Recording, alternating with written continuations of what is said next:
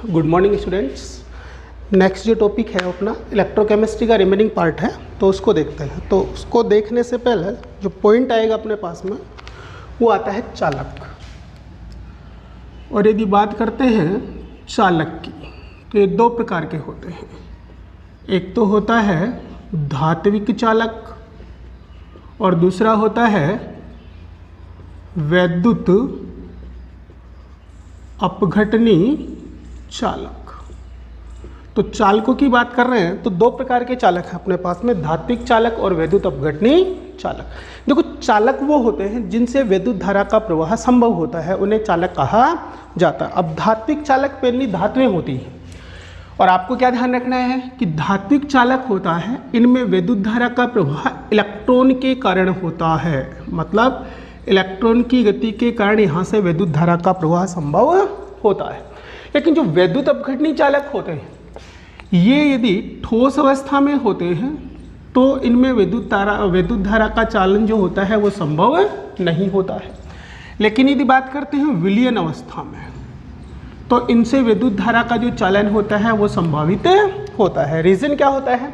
विलयन अवस्था जो होती है उसमें ये जो वैद्युत अपघटनी चालक होते हैं वो अपने अवयवी आयनों में टूट जाते हैं, और अवयवी आयनों में जब टूटते हैं तो इन आयनों की गति के कारण इनसे वैद्युत धारा का प्रवाह संभव होता है। जैसे अपने पास में NaCl है, HNO3 है, H2SO4 है, ये सारे के सारे क्या होते हैं? वैद्युत अपघटनी चालक होते हैं। तो इनमें जो सॉलिड है, जैसे NaCl को ठोस अवस्था में देखते हैं तो इससे वैद्युत धारा का प्रवाह संभव नहीं होगा। लेकिन बात करें विलयन अवस्था की, तो विलयन में ये किस प्रकार से टूटेगा? अवयवी आयनों में Na पॉजिटिव और Cl नेगेटिव, और विपरीत आवेशित इलेक्ट्रोड होते हैं, उन पर इन आयनों की गति के कारण इनसे वैद्युत धारा का प्रवाह संभव होता है। तो ये तो बात हुई अपने पास में चालक की। तो चालक वे पदार्थ हैं जिनसे वैद्युत धारा का प्रवाह संभव होता है, चालक कहलाते हैं।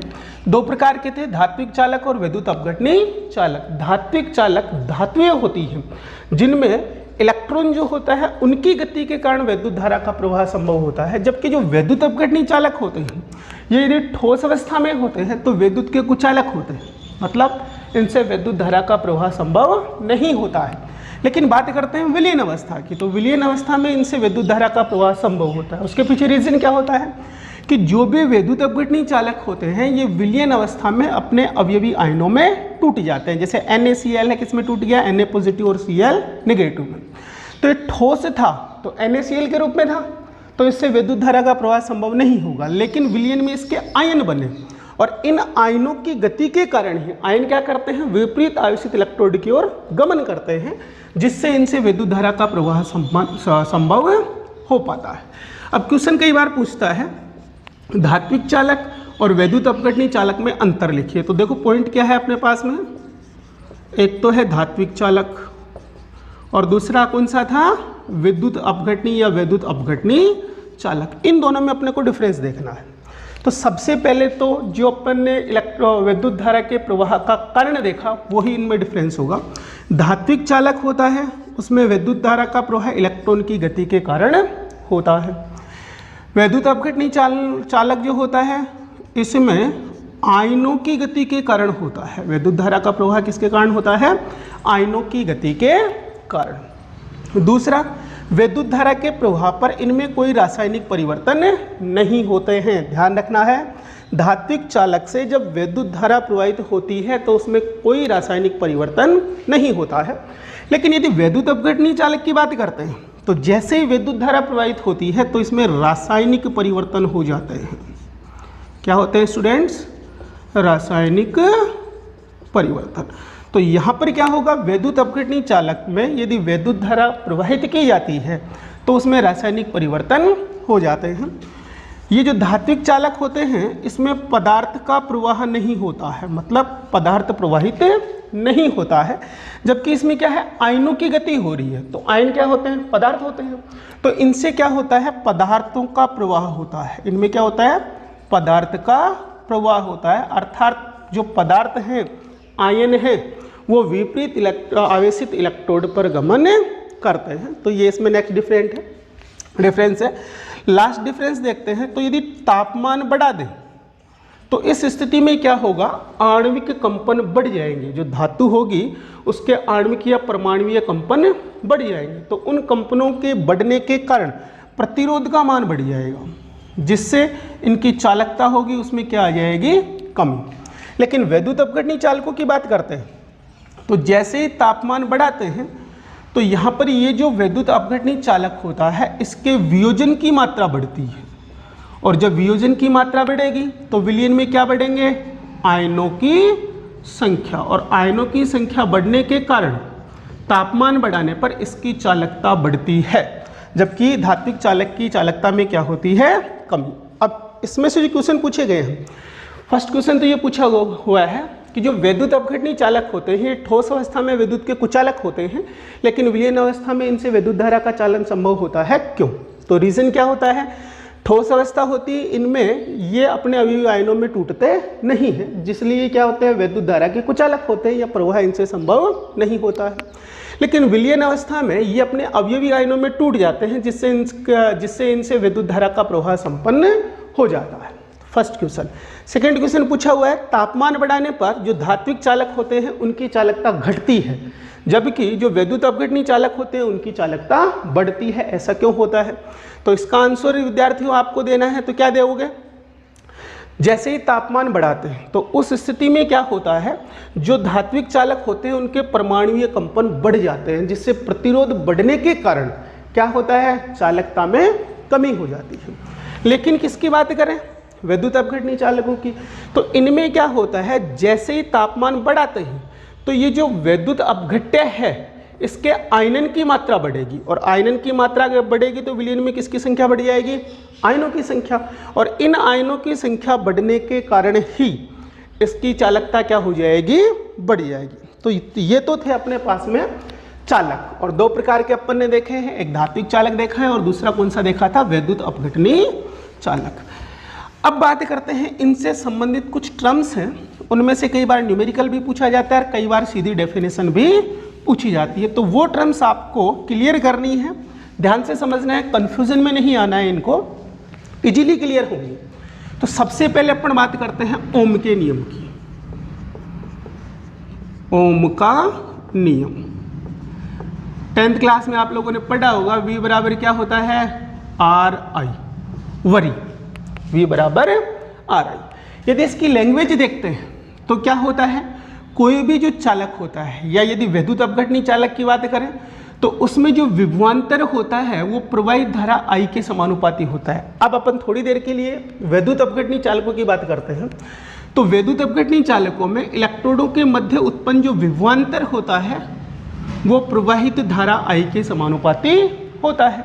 इसको हटाएंगे तो कांस्टेंट लग जाएगा, V बराबर क्या होगा, आर आई, V यहाँ पर क्या होगा, विभवांतर, R क्या होगा, चालक का प्रतिरोध, चाहे वो क्या हो, धात्विक हो चाहे वैद्युत अपघटनी चालक हो, और I क्या होगी, धारा।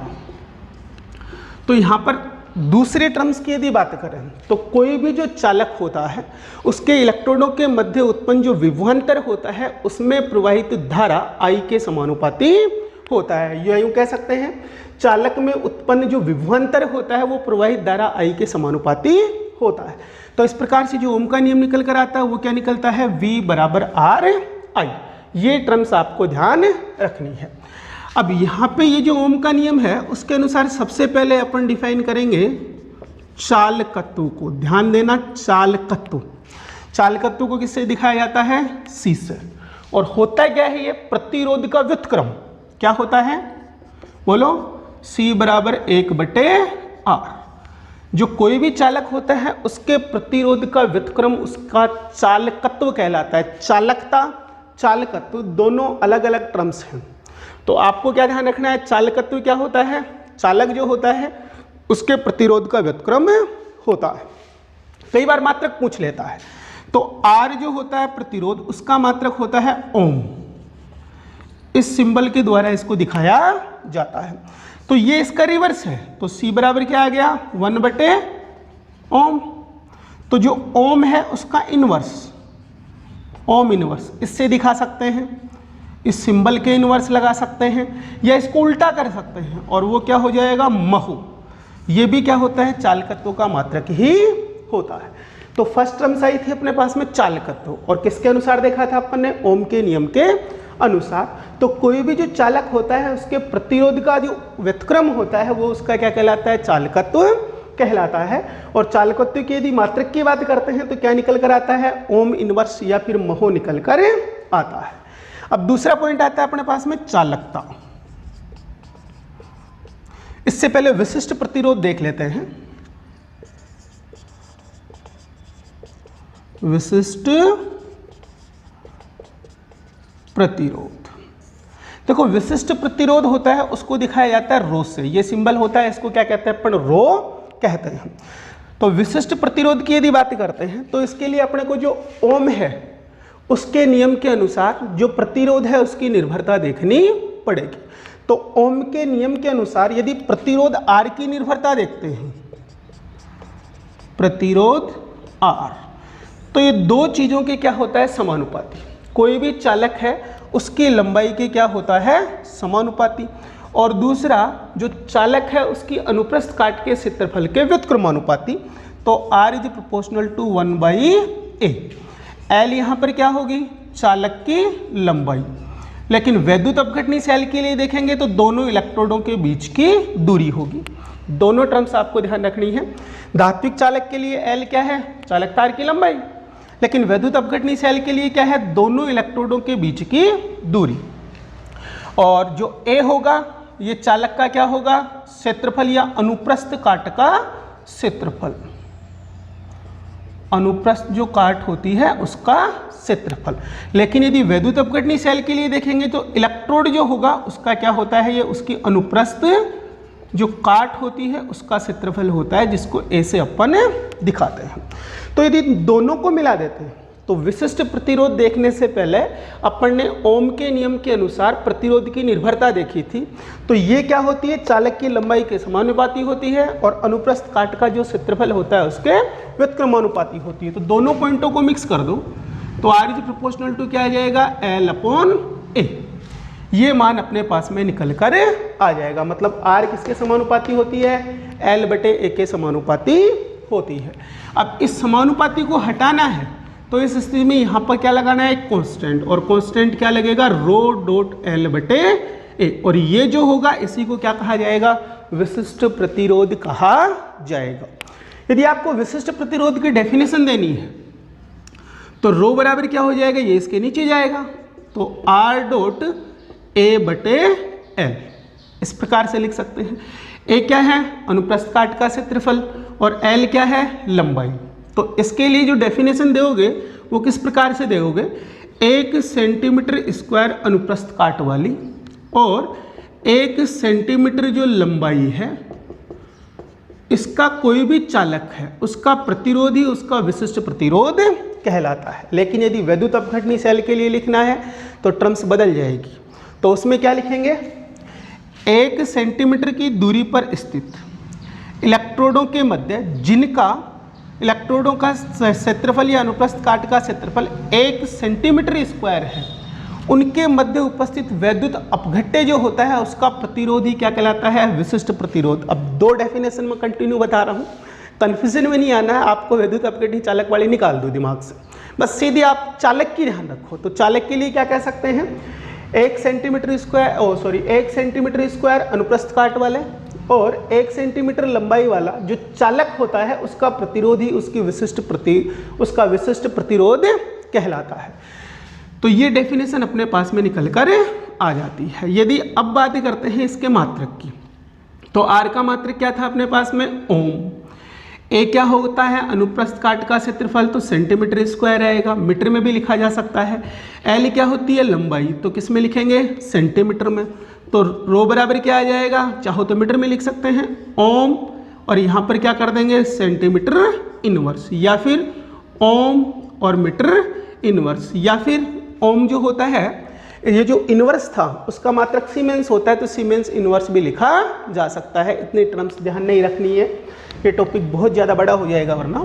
तो आपको तो यही ध्यान रखना है कि रो जो होता है उसका मात्रक क्या होता है, ओम सेंटीमीटर इनवर्स। और इसका एक नाम और था, इसको अपन ने कहा था विशिष्ट प्रतिरोध। ऐसे ही इसको क्या कहा जा सकता है, प्रतिरोधकता। दूसरा नाम क्या होगा इसका, प्रतिरोधकता भी इसको कहा जा सकता है। तो दूसरा पॉइंट अपन ने क्या देखा है, विशिष्ट प्रतिरोध किससे दिखा रहे हैं, रो से दिखा रहे हैं। कहाँ से मान निकाले हैं, ओम के नियम से निकाले हैं।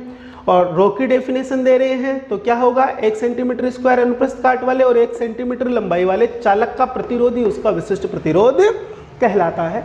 यदि मात्रक निकालना है तो रो बराबर क्या आया था, यहाँ पर क्या आएगा, आर प्रतिरोध है तो क्या लिखोगे ओम, ए एरिया होता है तो सेंटीमीटर स्क्वायर और एल क्या होता है, लंबाई है तो सेंटीमीटर। तो ये ऊपर जाएगा तो माइनस हो जाएगा, तो माइनस होगा तो एक माइनस निकल जाएगा। सॉरी यहाँ पे गलती की है अपन ने, तो सेंटीमीटर स्क्वायर में से सेंटीमीटर इनवर्स करोगे तो क्या बच जाएगा, सेंटीमीटर। तो क्या हो जाएगा, ओम सेंटीमीटर या ओम मीटर। तो ये मात्रक अपने पास में निकल कर आ जाएगा। और रो जो होता है उसको विशिष्ट प्रतिरोध के साथ साथ क्या भी कहा जाता है, प्रतिरोधकता भी कहा जाता है।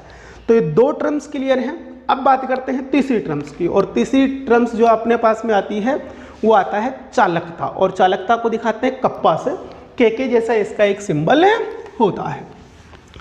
तो यहाँ पर जो फॉर्मूला अपने पास में ओम के नियम से निकल कर आया था, कौन सा वाला, ये वाला, ठीक है।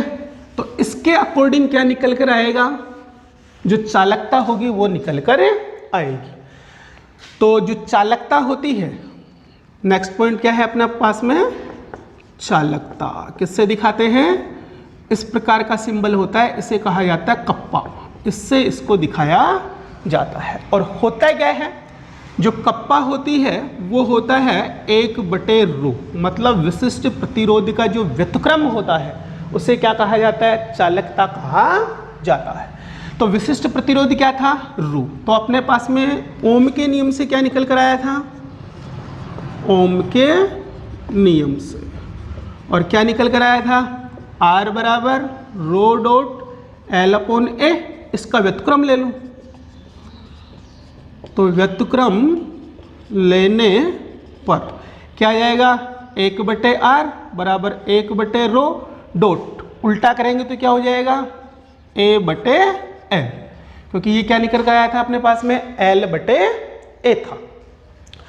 अब l अपॉन a आया था, ये क्या हो गया, a/l। तो यहाँ पर जो 1/r था उसको कहा था अपन ने चालकत्व, तो 1/r किसके बराबर निकला था अपने पास में, c के बराबर निकला था। 1/रो जो है ये किसके बराबर निकल रहा है, कप्पा के बराबर निकल रहा है। तो इन दोनों मानों को पुटअप कर दो तो क्या आएगा, c इज इक्वल देन क्या लिखोगे, कप्पा डॉट a/l, या कप्पा निकालना है तो ये इसके नीचे जाएगा तो क्या आ जाएगा, कप्पा बराबर c.l/a। ये मान अपने पास में निकल कर आ जाएगा, और इसको ही क्या कहा जाता है, चालकता कहा जाता है। अब इसकी यदि डेफिनेशन देनी है तो L को 1 कर दो और A को 1 कर दो, तो ये तो हो गया 1 सेंटीमीटर और ये हो गया 1 सेंटीमीटर स्क्वायर। देन क्या होगा, C is equal then kappa. तो 1 सेंटीमीटर स्क्वायर अनुप्रस्थ काट वाले और 1 सेंटीमीटर लंबाई वाला जो भी चालक है उसका चालकत्व ही उसकी विशिष्ट चालकता कहलाती है, या फिर चालकता कहलाती है। देखो इसके दो नाम होते हैं, या तो चालकत्व कह दो या विशिष्ट चालकत्व कह दो। तो दोबारा सुनना आराम से, 1 सेंटीमीटर स्क्वायर अनुप्रस्थ काट वाले और 1 सेंटीमीटर लंबाई वाले चालक का चालकत्व ही उसकी चालकता कहलाती है।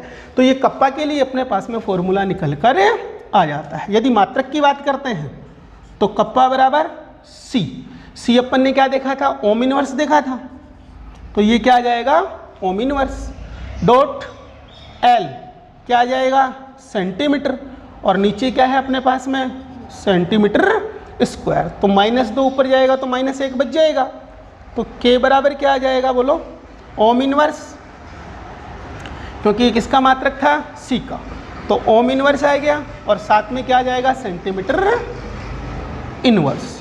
तो ये मात्रक निकल कर आ जाएगा अपने पास में कप्पा का।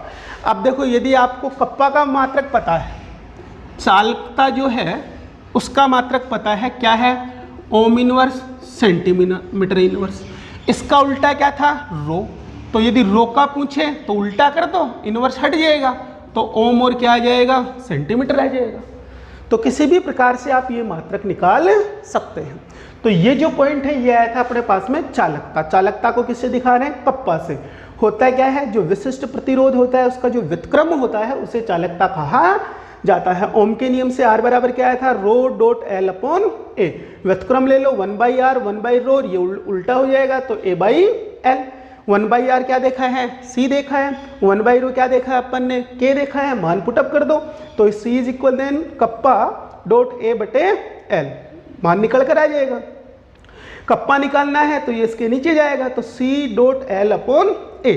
इन दोनों को एक कर दो तो एक करते ही अपने पास में क्या निकल कर आ जाएगा, जो कप्पा होगी उसकी डेफिनेशन निकल कर आ जाएगी। मात्रक की बातें करते हैं तो c क्या था, ओम इनवर्स था, चालकत्व था, l सेंटीमीटर था, ये सेंटीमीटर स्क्वायर था, तो स्क्वायर ऊपर गया तो माइनस का होगा, तो क्या आ जाएगा, ओम इनवर्स और सेंटीमीटर इनवर्स।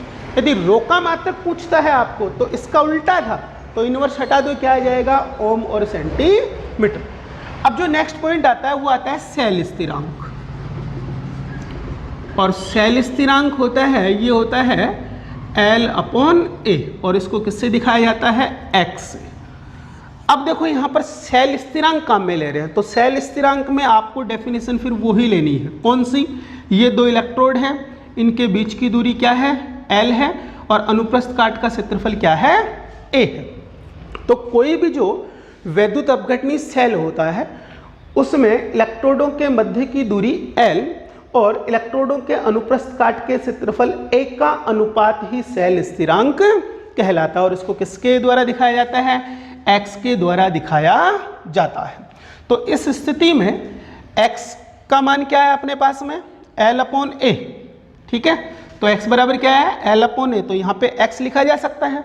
तो जो कप्पा होगी चालकता वो क्या आएगी, c डॉट x, मतलब चालकता बराबर होता है चालकत्व इंटू सेल स्थिरांक। तो ये मान अपने पास में निकल कर आ जाएंगे। तो चालकता बराबर क्या होगा, चालकत्व इंटू सेल स्थिरांक। तो इस प्रकार से आप क्या कर सकते हैं, इसकी डेफिनेशन दे सकते हैं। तो देखो स्टूडेंट्स, इसको गौर से देखना। यदि वैद्युत अपघटनी सेल के लिए चालकता अपने को प्रदर्शित करनी है तो इसकी डेफिनेशन फिर यहाँ पर क्या लिखनी पड़ेगी आपको, 1 सेंटीमीटर की दूरी पर स्थित, ठीक है, 1 सेंटीमीटर अनुप्रस्थ काट वाले इलेक्ट्रोडों के मध्य उपस्थित वैद्युत अपघट्य का चालकत्व ही उसकी चालकता कहलाता है। यहाँ पर मैंने क्या कर दिया है, जो L अपॉन A था उसको एक एक कर दिया है, पर किसके लिए दिया है, वैद्युत अपघटनी चालक के लिए। तो वैद्युत अपघटनी चालक का यदि चालकता पूछता है आपको तो उस स्थिति में डेफिनेशन क्या दोगे, 1 सेंटीमीटर की दूरी पर स्थित 1 सेंटीमीटर स्क्वायर अनुप्रस्थ काट वाले इलेक्ट्रोडों के मध्य उपस्थित वैद्युत अपघट्य का चालकत्व ही उसकी चालकता कहलाता है।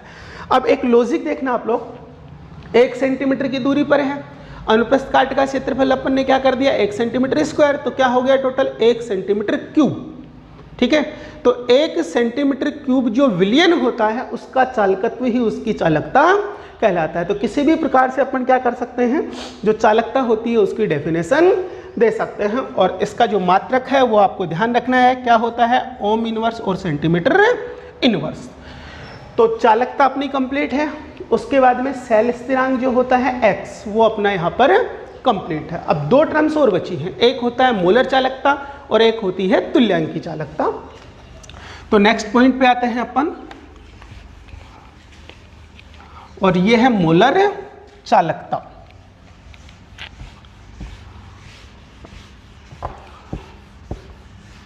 तो हमारा नेक्स्ट पॉइंट है मोलर चालकता। यह होता है लैम्बडा m, इससे दिखाते हैं। तो डेफिनेशन वही ध्यान रखनी है, क्या, 1 सेंटीमीटर की दूरी पर स्थित, ठीक है, 1 सेंटीमीटर स्क्वायर अनुप्रस्थ काट वाले इलेक्ट्रोडों के मध्य उपस्थित वैद्युत अपघट्य के 1 मोल प्रति लीटर सांद्रता वाले विलयन की चालकता क्या कहलाती है? उसकी मोलर चालकता कहलाती है। मतलब डेफिनेशन, इलेक्ट्रोडों की दूरी कितनी है? 1 सेंटीमीटर, और इलेक्ट्रोड के अनुप्रस्थ काट का क्षेत्रफल कितना है? 1 सेंटीमीटर स्क्वायर। इसके मध्य उपस्थित वैद्युत अपघट्य के 1 मोलर विलयन की चालकता, और इजीली कह सकते हो किसकी चालकता? 1 सेंटीमीटर की दूरी पर स्थित और 1 सेंटीमीटर स्क्वायर अनुप्रस्थ काट वाले इलेक्ट्रोडों के मध्य उपस्थित वैद्युत अपघट्य के 1 मोलर विलयन की चालकता क्या कहलाती है? मोलर चालकता कहलाती है। तो इसको कैसे दिखाते हैं? लैम्बडा एम बराबर कप्पा इंटू 1000 बटे एम। देखो यहाँ पे 1000 इसलिए लिया है क्योंकि चालकता किस में, सांद्रता किस में देखते हैं? मोल प्रति लीटर में। तो सेंटीमीटर में हो तो यहाँ पे भी फिर किसको लगाना पड़ेगा? अपने को 1000 को लगाना पड़ेगा। लैम्बडा एम यहाँ पर क्या होगी? मोलर चालकता होती है। कप्पा क्या था अपने पास में? चालकता थी। और एम क्या है? वैद्युत अपघट्य के विलयन की मोलरता है, जो किस में दिखाई जाती है? मोल प्रति लीटर में दिखाई जाती है। अब यदि इसके मात्रक की बात करते हैं लैम्बडा, तो देखो कप्पा का मात्रक अभी अपन ने देखा था, ओम इनवर्स था और क्या था? Centimetre inverse. सीमेंस में भी लिखा जा सकता है इसको, तो ओम इनवर्स और सेंटीमीटर इनवर्स, क्योंकि ओम इनवर्स को क्या लिखा जाता है? सीमेंस लिखा जाता है। दूसरी बात करते हैं मोलरता है नीचे, तो मोलरता क्या थी? मोल प्रति लीटर, और लीटर जो प्रति लीटर है इसका मतलब क्या हो गया? वो सेंटीमीटर क्यूब हो गया। तो इसको क्या लिखा जा सकता है? Centimetre cube. तो लैम्बडा एम का यदि मात्रक देखना है तो क्या आएगा अपने पास में? ओम इनवर्स, सेंटीमीटर क्यूब ऊपर जाएगा तो माइनस का होगा, तो माइनस का होगा तो कितना होगा? -3 अपने पास में था, तो ये -3 जो था वो किस में से निकालना होगा अपने को? -1, सॉरी ये सेंटीमीटर जो इनवर्स है वो नीचे जा रहा है इसके, देखना एक बार, ये कहाँ है? नीचे। तो नीचे है तो नीचे इनवर्स में है, ऐसे लिखता हूँ मैं इसको, ओम इनवर्स, सेंटीमीटर इनवर्स, मोल, और इसके नीचे क्या है? Centimetre cube. तो नीचे वाला ऊपर आएगा, तो ऊपर आएगा तो क्या लिखेंगे इसको? इनटू सेंटीमीटर क्यूब ही लिखा जाएगा, और मोल कहाँ आ जाएगा? इधर। तो मोल को इधर लेना है तो ये किस में आ जाएगा? इनवर्स में, येलो। तो 3 में से 1 गया तो 2 बच गया, तो क्या होगा? ओम इनवर्स, सेंटीमीटर क्या हो जाएगा? स्क्वायर, और मोल क्या हो जाएगा? इनवर्स। या ओम इनवर्स को सीमेंस भी कहा जा सकता है, तो यह क्या लिखा जा सकता है? सीमेंस, सेंटीमीटर स्क्वायर और मोल इनवर्स। यदि बड़े मात्रक के रूप में देखना है तो एक संबंध आपको ध्यान रखना है, 1 siemens centimetre square mole inverse, इसका मान जो होता है ये 10⁻⁻⁴ सीमेंस मीटर स्क्वायर और मोल इनवर्स के बराबर होता है। तो ये मात्रक में जो चेंज है वो भी आपको यहाँ पर ध्यान रखना है। ध्यान से देखना, यहाँ पर ओम इनवर्स था, और ओम इनवर्स के लिए क्या लिखा जा सकता है अपने पास में? महो भी लिखा जा सकता है और सीमेंस भी लिखा जा सकता है, ये आपको ध्यान रखना ही है। तो यहाँ पे ohm inverse centimetre square mole inverse आया था, तो ओम इनवर्स के लिए क्या लिख सकते हैं? सीमेंस। एस का मतलब क्या होता है? सीमेंस। तो सीमेंस सेंटीमीटर स्क्वायर और मोल इनवर्स, ये इसका मात्रक निकल कर आ जाएगा कप्पा का। यदि सेंटीमीटर की जगह मीटर को काम में लेते हैं तो 1 siemens centimetre square mole inverse बराबर क्या होता है? 10⁻⁻⁴, और क्या लिखेंगे यहाँ पर? सीमेंस मीटर स्क्वायर और मोल इनवर्स। तो ये निकल कर आ जाएगी अपने पास में मोलर चालकता। अब देखो नेक्स्ट पॉइंट जो है वो होता है तुल्यांकी चालकता। तुल्यांकी चालकता, तो इसमें आपको कुछ नहीं करना है, इसके स्थान पे क्या लगा देना है? ई। तो ये क्या निकल कर आ जाएगी? तुल्यांकी चालकता। डेफिनेशन सेम वही है, 1 सेंटीमीटर की दूरी पर स्थित और 1 सेंटीमीटर स्क्वायर अनुप्रस्थ काट वाले इलेक्ट्रोडों के मध्य उपस्थित एक नॉर्मल, या फिर क्या कह सकते हैं? 1 ग्राम तुल्यांक प्रति लीटर सांद्रता वाले विलयन की चालकता उसकी तुल्यांकी चालकता कहलाती है। दोनों डेफिनेशन में अंतर इतना सा है, बिल्कुल सीधी डेफिनेशन बताता हूँ। मोलर चालकता में क्या था, कंडीशन सेम थी, और 1 मोलर वैद्युत अपघट्य के विलयन की चालकता। यहाँ पे आपको 1 नॉर्मल या 1 ग्राम तुल्यांक प्रति लीटर सांद्रता वाले वैद्युत अपघट्य के विलयन की चालकता लिखनी है। तो डेफिनेशन में वहाँ पर मोलरता काम में ले रहे हैं, और यहाँ पर चाहे तो नॉर्मलता ले लो या 1 ग्राम प्रति लीटर सांद्रता ले लो। जैसे मोलरता में क्या लिया था अपन ने, 1 मोल प्रति लीटर। तो डेफिनेशन क्या निकल कर आएगी, 1 सेंटीमीटर दूरी पर स्थित 1 सेंटीमीटर स्क्वायर अनुप्रस्थ काट वाले इलेक्ट्रोडों के मध्य उपस्थित 1 ग्राम तुल्यांक प्रति लीटर सांद्रता वाले वैद्युत अपघट्य के विलयन की चालकता उसकी तुल्यांक की चालकता कहलाती है। तो ये डेफिनेशन अपने पास में यहाँ पर निकल कर आ जाएगी। मतलब नॉर्मलता या ग्राम तुल्यांक प्रति लीटर लिखना है तो m के स्थान पे क्या लगाना है आपको, केवल n, और n क्या हो जाएगी यहाँ पर, नॉर्मलता। तो मोलरता की जगह कौन से वर्ड को काम में लेना है आपको, नॉर्मलता को। तो दोनों सेम है, केवल मोलरता के स्थान पे नॉर्मलता काम में ले रहे हैं। अब नॉर्मलता जो होता है इसका मात्र क्या होता है, ग्राम तुल्यांक प्रति लीटर। तो मोल की जगह क्या लिखना है आपको, ग्राम तुल्यांक। ग्राम तुल्यांक ये किसके स्थान पे लिखना है आपको, मोल के स्थान पर लिखना है। तो जो मात्रक होगा ओम इनवर्स ऐसे कैसे रहेगा, सेंटीमीटर इनवर्स ऐसे कैसे रहेगा, ये ऊपर जाएगा सेंटीमीटर क्यूब हो जाएगा। और मोल इनवर्स की जगह क्या लिखना है आपको यहाँ पर, ग्राम तुल्यांक इनवर्स। ग्राम तुल्यांक इनवर्स हो जाएगा। तो ओम इनवर्स यूं क्यों रहेगा, सेंटीमीटर इनवर्स था तो ये क्या आ गया था, सेंटीमीटर स्क्वायर। और मोल इनवर्स की जगह क्या लिखोगे आप, ग्राम तुल्यांक और इनवर्स, सेम वही है। ओम इनवर्स की जगह क्या लिखा जा सकता है, सीमेंस, सेंटीमीटर स्क्वायर, और मोल इनवर्स की जगह क्या लिखना है, ग्राम तुल्यांक। और इसी प्रकार से इनमें संबंध अपने को देना होता है। तो ये जो दोनों पॉइंट हैं वो तुल्यांक की चालकता है या मोलर चालकता है, सेम है। यदि 1 मोलर विलयन की चालकता देख रहे हैं तो उसे मोलर चालकता कहेगा, और 1 ग्राम तुल्यांक प्रति लीटर वाले विलयन की चालकता देख रहे हैं तो उसे तुल्यांक की चालकता कहा जाएगा। किसी पदार्थ के यदि ग्राम तुल्यांक निकालने हैं तो ये आपको 11th के फर्स्ट चैप्टर में बता रखा है। और ग्राम तुल्यांक यदि निकालने हैं तो कैसे निकालते हैं, अणुभार बटे तुल्यांकी भार। और तुल्यांकी भार के लिए आपको बता रखा है, विलयन वाला जो चैप्टर है उसमें स्पष्ट रूप से इसको आप लोगों को बता रखा है। यदि अम्ल का निकालते हैं तो अम्ल का अणुभार बटे उसकी क्षारकता, यदि क्षार का निकालते हैं तो क्षार का अणुभार बटे उसकी अम्लता, यदि किसी धातु का निकालते हैं तो धातु का अणुभार बटे ट्रांसफर इलेक्ट्रॉन की संख्या, चाहे वो क्या कर रही हो, उत्सर्जित कर रही हो, चाहे वो ग्रहण कर रही हो। किसी पदार्थ का निकालते हैं तो पदार्थ का अणुभार बटे इलेक्ट्रॉनों की, मतलब इलेक्ट्रॉनों में परिवर्तन की संख्या। तो इस प्रकार से किसको निकाला जाता है, ग्राम तुल्यांक को निकाला जाता है। तो ये जो डेफिनेशन थी और मात्रक थे, इनमें से बहुत बार शॉर्ट क्वेश्चन पूछे जाते हैं और वो आपको याद होने चाहिए। अब देखो इसमें क्या है, लंबा चौड़ा है ये, इसकी जो है थ्योरी ये थोड़ी बड़ी है। तो आपको मैं एक बार इसको रिव्यू में बताता हूँ तो आपको अपने आप समझ में आ जाएगा। देखो सबसे पहले देखा अपन ने ओम का नियम, क्या था, वरी, ठीक है। फिर देखा अपन ने किसको, सी बराबर क्या था, 1/r। आर का मात्र क्या था, ओम, तो सी का मात्र क्या आ जाएगा, ओम इनवर्स, या फिर क्या कह सकते हैं इसको, सीमेंस, या क्या कह सकते हैं, महू, ठीक है। फिर इसके बाद में चालकत्व था, उसके बाद में अपन ने क्या देखा था, विशिष्ट प्रतिरोध, और ये किससे निकाला था, ओम के नियम से। और विशिष्ट प्रतिरोध के लिए अपन ने जो मान निकाले थे वो क्या आया था अपने पास में, R.A/L, ये मान निकल कर आए थे। तो इसका जो मात्रक देखा था वो क्या था, R का मतलब ओम, ये सेंटीमीटर और ये सेंटीमीटर स्क्वायर, तो ऊपर क्या लिख दोगे, ओम सेंटीमीटर या फिर ओम मीटर।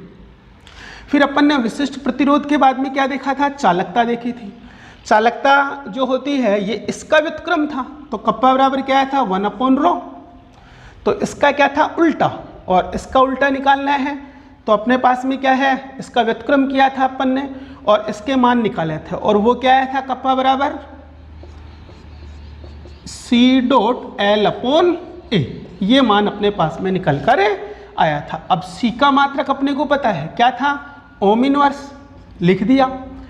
एल क्या था सेंटीमीटर और ये क्या था सेंटीमीटर स्क्वायर, तो स्क्वायर वाला ऊपर जाएगा तो माइनस में होगा, तो ओम इनवर्स सेंटीमीटर इनवर्स, या इसकी जगह सीमेंस काम ले सकते हैं, तो सीमेंस सेंटीमीटर इनवर्स। तो ये किसका मात्रक निकल कर आ गया था अपने पास में, कप्पा का मात्रक निकल कर आ गया था। इसके बाद में अपन ने क्या देखा था, लेमड़ा एम या फिर एक्स देख लेते हैं। एक्स क्या था एल अपॉन ए और इसका मात्रक क्या हो जाएगा सेंटीमीटर इनवर्स, क्योंकि ऊपर सेंटीमीटर है और नीचे सेंटीमीटर स्क्वायर है। लेमड़ा एम के लिए क्या देखा था अपन ने, कप्पा इंटू 1000 बटे मोलरता। मोलरता क्या थी मोल प्रति लीटर। कप्पा का मात्रक क्या था, चाहे तो इसको देख लो, सीमेंस सेंटीमीटर इनवर्स, नीचे मोल आ गया तो मोल प्रति लीटर है ये। मोलरता किस में देख रहे हैं अपन, मोल प्रति लीटर में, तो प्रति लीटर का मतलब सेंटीमीटर क्यूब हो गया, तो ये ऊपर जाएगा प्लस में हो जाएगा। तो क्या आया था सीमेंस सेंटीमीटर स्क्वायर और मोल इनवर्स निकल कर आ गया था। ये इसमें संबंध आप लोगों को ध्यान रखना था। और लैम्बडा ई की बात करते हैं तो कप्पा 1000 बटे क्या लिखा था अपन ने एन। एन क्या होती है यहाँ पर नॉर्मलता। नॉर्मलता किसके द्वारा दिखाते हैं, 1 ग्राम जो होता है ग्राम तुल्यांक प्रति लीटर। तो मोल की जगह केवल क्या चेंज करना है आपको, ग्राम तुल्यांक। तो इस स्थिति में सीमेंस सेंटीमीटर स्क्वायर और ग्राम तुल्यांक इनवर्स आपको लिखना है। तो जो भी टर्म्स हैं उनका यदि मात्रक पूछे तो आपको फॉर्मूले याद हैं तो सभी के मात्रक आप लोग निकाल सकते हैं और डेफिनेशन भी दे सकते हैं। जैसे आपको चालकत्व की परिभाषा देनी है तो किसी भी चालक का जो प्रतिरोध होता है उसका व्युत्क्रम उसका क्या कहलाता है, चालकत्व कहलाता है। विशिष्ट प्रतिरोध की परिभाषा देनी है, ए और एल को एक कर दो, आर बराबर क्या निकल जाएगा, रो निकल जाएगा। कप्पा यदि देनी है तो एक तो आप सीधा लिख सकते हो किसी चालक के लिए, विशिष्ट प्रतिरोध का व्युत्क्रम उसकी क्या कहलाती है, चालकता कहलाती है। वैद्युत अपघटनी सेल के लिए एल अपॉन ए के रूप में दोगे तो 1 सेंटीमीटर की दूरी पर स्थित 1 सेंटीमीटर स्क्वायर वाले 1 सेंटीमीटर स्क्वायर अनुप्रस्थ काट वाले इलेक्ट्रोडों के मध्य उपस्थित वैद्युत अपघट्य के विलयन का चालकत्व ही उसकी चालकता कहलाता है। और इसमें ये जो डेफिनेशन है ये यहाँ पे भी लागू है और यहाँ पे भी लागू है। डिफरेंस है जो लिखना है 1 सेंटीमीटर स्क्वायर अनुप्रस्थ काट वाले व 1 सेंटीमीटर की दूरी पर उपस्थित इलेक्ट्रोडों के मध्य उपस्थित वैद्युत अपघट्य के 1 मोलर विलयन की चालकता क्या कहलाएगी, लैम्बडा एम। और 1 नॉर्मल विलयन की चालकता क्या कहलाएगी, लैम्बडा ई कहलाएगी। तो शॉर्ट में जो सारी चीजें हैं वो आपको वापस क्लियर कर दी हैं और ये मात्रक आपको ध्यान ही रखने हैं। तो चालक जो था उससे संबंधित जो टर्म्स हैं वो अपनी क्लियर हैं। अब देखते हैं वैद्युत अपघटनी सेलों के लिए और जो चालकता होती है उसको प्रभावित करने वाले कारक, जो नेक्स्ट वीडियो में अपने देखेंगे तो वो होंगे चालकता को प्रभावित करने वाले कारक। इसमें से न्यूमेरिकल्स पूछे जा सकते हैं, सीधे मात्रक पूछे जा सकते हैं, सीधा फॉर्मूला पूछा जा सकता है और सीधी परिभाषाएं पूछी जा सकती हैं। तो इसमें छोटा क्वेश्चन जो 1 नंबर का आता है वो इस पॉइंट में से निकल कर आता है।